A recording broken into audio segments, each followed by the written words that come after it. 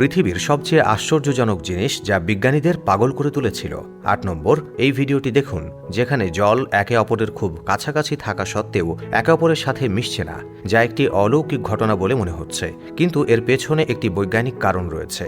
আসলে আপনি হয়তো জানেন যে সমুদ্রে লবণ পাওয়া যায়, নদীতে লবণ থাকে যা হাজার হাজার বছর ধরে সমুদ্রের সাথে মিশে যাচ্ছে।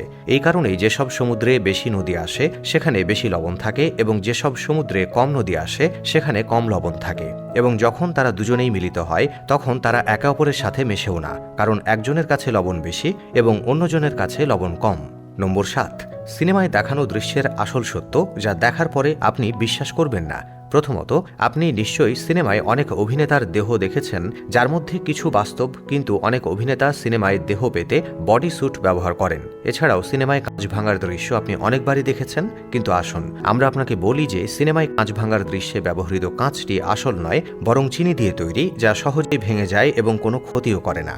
৬ নম্বর, যদি আপনি কখনো বিমানে ভ্রমণ করে থাকেন তাহলে আপনি অবশ্যই জানেন, এবং যদি নাও করে থাকেন তাহলে আমরা আপনাকে বলি যে বিমানে পরিবেশিত খাবারের স্বাদ খুবই কম।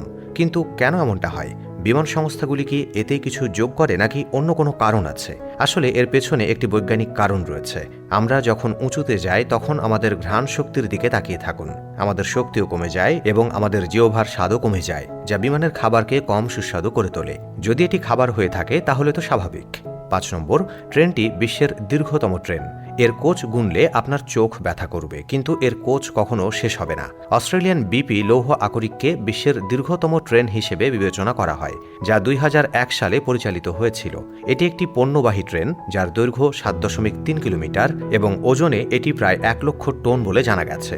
এই ট্রেনটিতে প্রায় ৬৮২টি কোচ রয়েছে, যা অনেক লম্বা ট্রেন, এবং আপনি জেনে অবাক হবেন যে এই ট্রেনে ২৪টি আইফেল টাওয়ার বসতে পারে। ৪ নম্বর, সুপার কার সম্পর্কে আপনার অবশ্যই জানা উচিত যে এগুলো অন্যান্য গাড়ির তুলনায় অনেক ছোট, যার কারণে স্পিড ব্রেকার অতিক্রম করতে তাদের অনেক অসুবিধা হয়। কিন্তু সুপার কারগুলো এত ছোট কেন?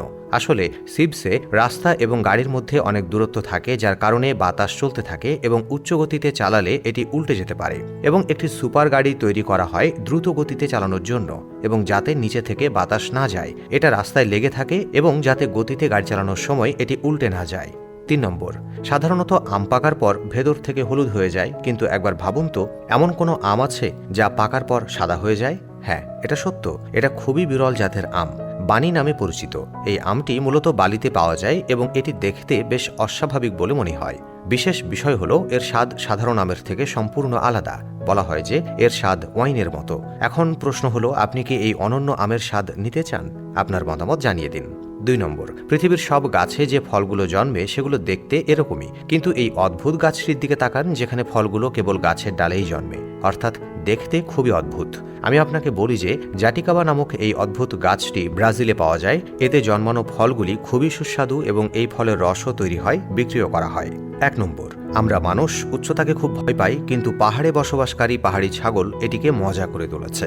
এখানে আপনি দেখতে পাচ্ছেন কিভাবে এই পাহাড়ি ছাগলটি এত দ্রুত গতিতে পাহাড় থেকে নেমে আসছে। পাহাড়ের এই মাকড়সা ছাগলগুলো এটি খুব উঁচুতে লাফ দেয়, এবং তাও কোনো ভয় ছাড়াই। আসলে পাহাড়ি ছাগলের ছোট খুর ২টি ভাগে বিভক্ত, যা পাথরের উপর আঁকড়ে ধরে, এবং এর খুরও নিচের থেকে নরম, যা পাথরটিকে ধরে রাখে আর পিছলে যেতে দেয় না।